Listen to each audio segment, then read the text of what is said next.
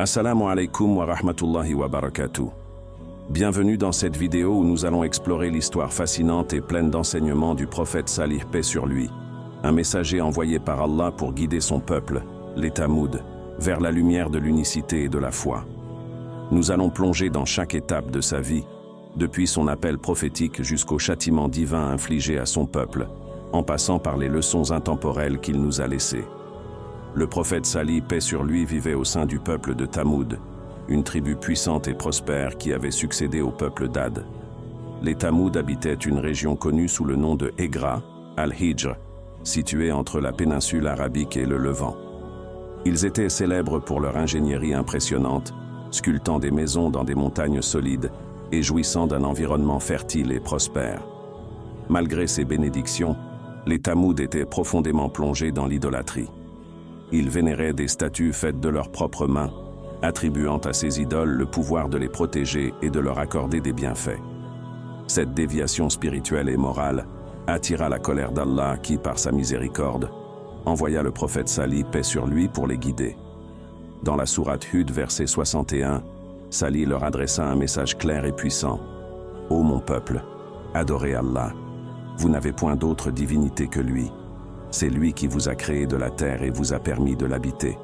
Implorez donc son pardon et repentez-vous à lui. Mon Seigneur est proche, et il répond. » Ce message appelait les Thamouds à abandonner leurs idoles et à reconnaître Allah comme l'unique créateur.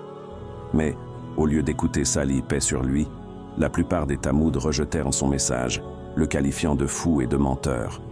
Seule une minorité accepta la vérité et embrassa la foi. Les Thamouds, défiant Salih, paix sur lui, demandèrent une preuve tangible de son message. Ils exigeaient un miracle qui prouverait qu'il était réellement un prophète d'Allah. Salih, paix sur lui, par la permission divine, leur annonça qu'un miracle allait se produire. Une chamelle allait sortir d'un rocher massif sous leurs yeux. Ce miracle, relaté dans la sourate Al-A'raf, verset 73, eut lieu comme annoncé. Une grande chamelle sortit du rocher, un événement extraordinaire qui stupéfia les Thamouds. Salih, paix sur lui, leur précisa que cette chamelle n'était pas une simple créature, mais un signe d'Allah. Il les mit également en garde. « Voici la chamelle d'Allah, un signe pour vous. Laissez-la donc paître sur la terre d'Allah et ne lui faites aucun mal, sinon un châtiment douloureux vous saisira. » La chamelle d'Allah avait des droits spécifiques. Elle partageait l'eau avec les Thamouds en alternance, un jour pour elle et un jour pour eux. Elle vivait paisiblement parmi eux, mais elle représentait un test pour leur foi et leur obéissance. Malgré le miracle, l'orgueil des Thamouds les empêcha de se soumettre à la vérité. Ils trouvèrent la présence de la chamelle dérangeante et décidèrent de la tuer. Un groupe influent de 9 hommes complota pour commettre ce crime. Leur arrogance les poussa à transgresser les commandements d'Allah en égorgeant la chamelle.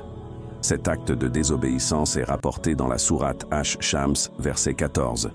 Mais ils la tuèrent, et leur Seigneur les détruisit pour leurs péchés et égalisa leur demeure. Après cet acte odieux, Salih, paix sur lui, se tourna vers son peuple avec un avertissement solennel.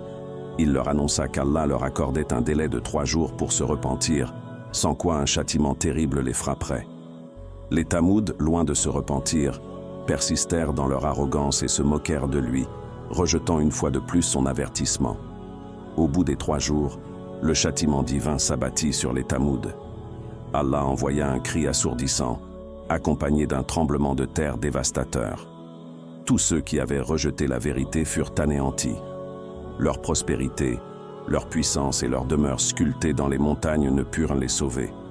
Ce châtiment est décrit dans la sourate Al-Hijr, versets 83 à 84.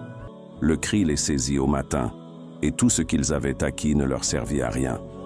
Seul Salih, paix sur lui, et les croyants qui avaient accepté son message furent épargnés. Ils quittèrent la région, laissant derrière eux les ruines d'un peuple détruit par son orgueil et sa désobéissance. Après la destruction des Thamouds, Salih, paix sur lui, continua à vivre en serviteur dévoué d'Allah. Bien que les textes sacrés ne fournissent pas beaucoup de détails sur les dernières années de sa vie, il est rapporté qu'il voyagea vers d'autres régions, appelant les gens à l'unicité d'Allah. Il vécut et mourut en homme pieux, ayant rempli sa mission prophétique avec courage et patience. L'histoire du prophète Salih, paix sur lui, est une puissante leçon pour l'humanité. Elle nous rappelle que la prospérité et la puissance ne doivent jamais conduire à l'arrogance. Elle souligne également que la désobéissance et le rejet des signes d'Allah ont des conséquences graves. Allah nous rappelle dans la sourate Al-A'raf, verset 79. « Ô mon peuple, je vous ai communiqué le message de mon Seigneur, et vous ai conseillé sincèrement, mais vous n'aimez pas les conseillers. » Pour nous, croyants, cette histoire est un rappel de la miséricorde et de la puissance d'Allah. Elle nous incite à toujours chercher son pardon et à nous soumettre à ses commandements. L'histoire de Salih, paix sur lui, est plus qu'un récit ancien. C'est une leçon intemporelle qui nous guide dans notre propre cheminement spirituel. Prenons un moment pour réfléchir à notre propre foi et à notre obéissance à Allah. Assalamu alaikum wa rahmatullahi wa barakatuh.